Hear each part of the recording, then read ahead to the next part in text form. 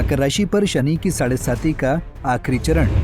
जल्द ही हटेगा मकर राशि से शनि का साया।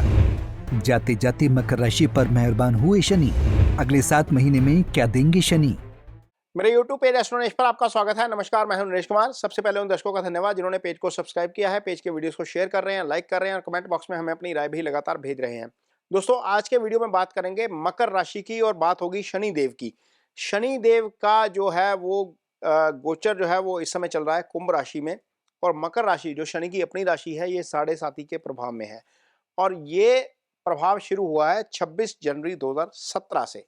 26 जनवरी 2017 के बाद से जो मकर राशि है इसके ऊपर शनि की 7.5 चल रही थी, और ये आखिरी फेज जो है वो अब चल रहा है। ये 29 अप्रैल 2022 को शुरू हुआ था, और 29 अप्रैल 2022 के बाद अब अगले साल 29 मार्च 2025 को ये खत्म हो जाएगा। लगभग 6.5 महीने का पीरियड है जब ये 7.5 खत्म हो जाएगी और मकर राशि के जातक शनि के प्रभाव से मुक्त हो जाएंगे। जो प्रभाव देखने को मिला इन 7.5 सालों में, काफ़ी सारी चीज़ें हुई, क्योंकि जब 12th हाउस में शनि गोचर करते हैं, ये कुंडली आपके सामने लगी हुई है, तो 12th हाउस में जब गोचर होता है तो शनि सबसे पहले आकर धन भाव को प्रभावित करते हैं, क्योंकि तीसरी दृष्टि धन भाव के ऊपर जाती है। फिर जो है वो सीधी दृष्टि जाती है छठे भाव के ऊपर, ये रोग ऋण शत्रु का भाव होता है। वैसे भी जब शनि आते हैं तो ये रोग के कारक ग्रह हैं, और यहाँ पर आकर आपको रोग देने का काम कर देते हैं या कर्ज वाली स्थिति आपके सामने पैदा कर देते हैं। जब शनि 12th आते हैं आपके कुंडली में, यहाँ पर देखिए 10वीं दृष्टि जो है वो जा रही है आपके भाग्य स्थान के ऊपर, तो भाग्य का साथ जो है वो थोड़ा सा कम मिलना आपको शुरू हो जाता है। तो ये पहले फेज में ऐसा होता है। दूसरे फेज में चंद्रमा के ऊपर से जब शनि आते हैं तो तीसरे भाव को प्रभावित करते हैं, जो पराक्रम का भाव है। आप में जो है वो थोड़ा सा हौसला कम हो जाता है, आप में कॉन्फिडेंस में जो है वो थोड़ी सी कमी हो जाती है। 7th हाउस को प्रभावित करते हैं, जो रिलेशनशिप के मैटर हैं, जो मैरिड लोग हैं उनके साथ ये दिक्कत आती है। 10th हाउस जो आपका प्रोफेशन का भाव होता है उसको प्रभावित करते हैं। तो पिछले जो 2 फेसेस थे शनि के, मकर राशि के जातकों को इन एरियाज ऑफ लाइफ में काफ़ी परेशानी आई होगी। और जब तीसरा फेस आता है जो खासतौर पर गिविंग फेस माना जाता है, यहाँ पर भी जब शनि रहते हैं तो 4th हाउस को सीधा एस्पेक्ट करते हैं 2nd हाउस में बैठकर। ये आपका पीस ऑफ माइंड होता है, कई बार पीस ऑफ माइंड आपका डिस्टर्ब कर देते हैं। इसके अलावा अष्टम को देखते हैं, कुछ लोगों को इस अवधि के दौरान सडन एक्सीडेंट को भी फेस करना पड़ता है। 11th हाउस को देखते हैं, 2nd हाउस में बैठकर आय भाव को प्रभावित करते हैं। तो ये सारी चीज़ें जो है वो पिछले 7 साल से आपके साथ हो रही थी। ये कुंडली पे हमने लगा के दिखाया आपको, और अब अगले 6 महीने के बाद ये स्थिति बदल जाएगी। बहुत सारी चीज़ें जो हैं वो आपको उससे राहत मिलती हुई नजर आएगी। शनि का वैसे भी चंद्रमा के से दूर जाना अच्छा होता है। शनि जैसे जैसे चंद्रमा के पास आते हैं वैसे वैसे आपको प्रभावित करते हैं। हालांकि मकर राशि शनि की अपनी राशि है, बहुत सारे जातकों को इसका बहुत ज़्यादा असर नहीं होता, लेकिन जिनको होता है उनके लिए बहुत ज़्यादा हो जाता है।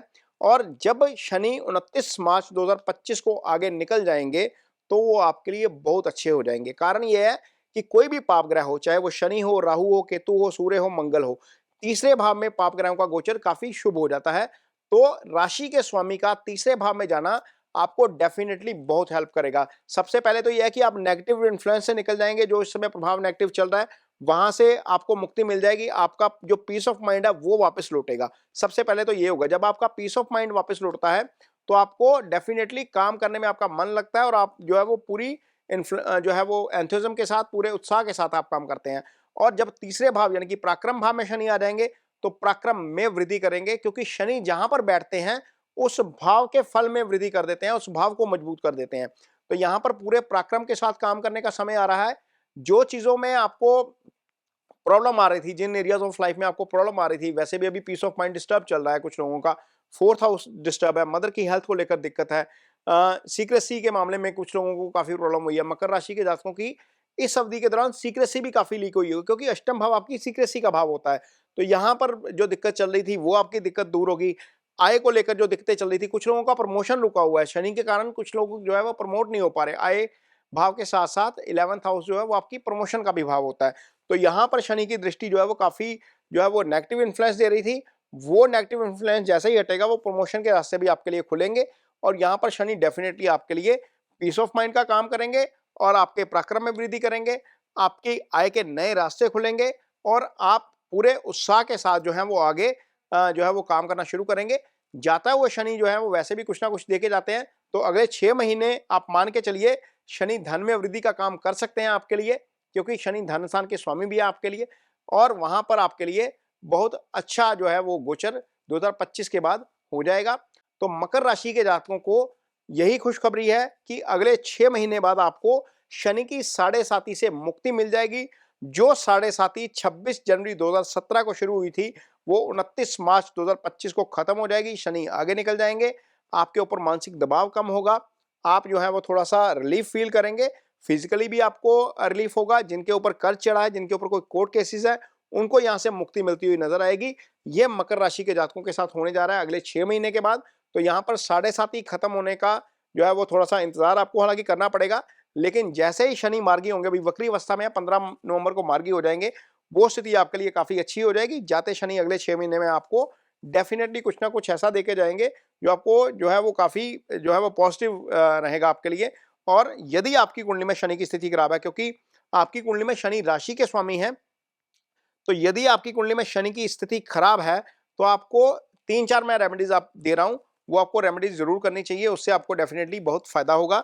सबसे पहली रेमेडी है ओम शनि शनिश्चराय नमः का जप। ये कुंडली में यदि शनि की खराब स्थिति होती है तो ये बीज मंत्र है, ये जप किया जाना अच्छा है। ये अजपा मंत्र में भी लिया जा सकता है, रूटीन में जहां पर भी आप फ्री में बैठे हैं तो ये मंत्र का जप कर सकते हैं।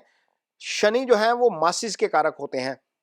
कई बार क्या होता है कि हमारे अंडर कुछ लोग काम कर रहे होते हैं, हम उनके साथ मिसबिहेव कर देते हैं या उनके साथ जो है वो अच्छा ट्रीट नहीं करते, उनको रिस्पेक्टफुली ट्रीट नहीं करते। जब ये स्थिति आती है तो शनि आपकी इस कुंडली में नेगेटिव फल देना शुरू करते हैं। कोशिश करिए, यदि आप सीनियर हैं ऑफिस में या आपकी कोई फैक्ट्री है, कोई संस्थान है जहां पर आप काम चला रहे हैं, वहां पर कर्मचारियों के साथ आपका संवाद जो है वो रिस्पेक्टफुल होना चाहिए। उनको कहीं ना कोई सरप्राइज देते रहिए। ये आपको मासिस का जो है वो ब्लेसिंग मिलती है और शनि के उससे अच्छे रिजल्ट आपको देखने को मिलते हैं। और यदि आपकी कुंडली में शनि की पोजीशन केंद्र में है, ये कुंडली आपके सामने लगी हुई है, केंद्र के भाव होते हैं पहला, चौथा, सातवां और 10वां, और त्रिकोण में यानी कि 5वें और 9वें भाव में या 11th हाउस में है तो शनि का नीलम आप धारण कर सकते हैं। ये वीडियो आपको कैसा लगा, इस पर कमेंट बॉक्स में अपनी राय जरूर दीजिए। यदि ये वीडियो अच्छा लगे तो उसे शेयर जरूर करिए, पेज को सब्सक्राइब जरूर करिए। इसके साथ ही मुझे दीजिए इजाजत। नमस्कार।